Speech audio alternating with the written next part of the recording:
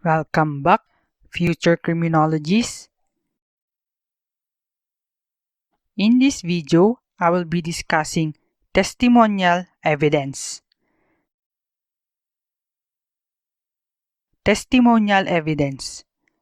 Testimonial or oral evidence is an evidence elicited from the mouth of a witness.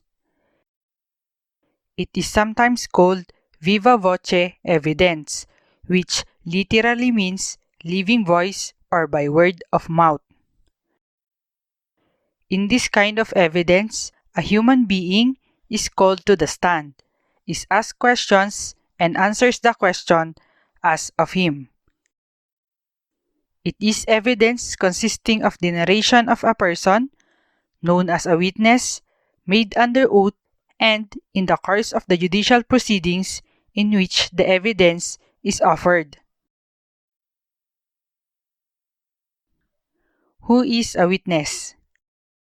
A witness is a natural person who testifies in a case or one who gives oral evidence under oath before a judicial tribunal. Necessity of witnesses.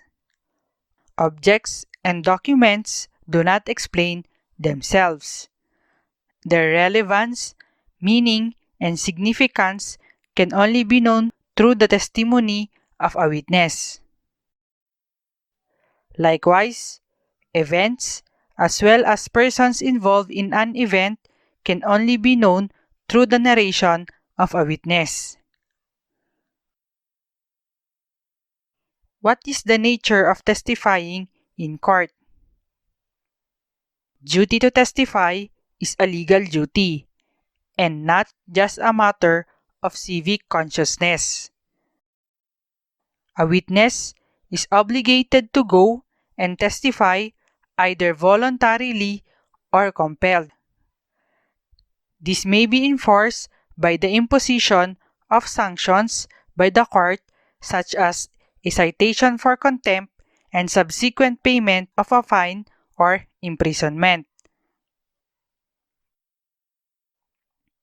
Who are not compelled to testify? The following may not be compelled to testify as witnesses. 1. The President, while in office. The rationale is not to violate the principle of separation of power. 2. Justices of the Supreme Court. 3. Members of Congress while Congress is in session. 4. Foreign ambassadors to the Philippines. 5. Consuls and other foreign diplomatic officials if exempted by a treaty. And 6. The accused in a criminal case. Yes, pwedeng hindi mag-testify ang accused. This is in order not to violate his right against self-incrimination.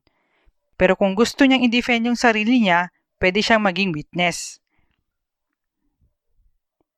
Thank you for watching. If you like this video, don't forget to share it and to subscribe.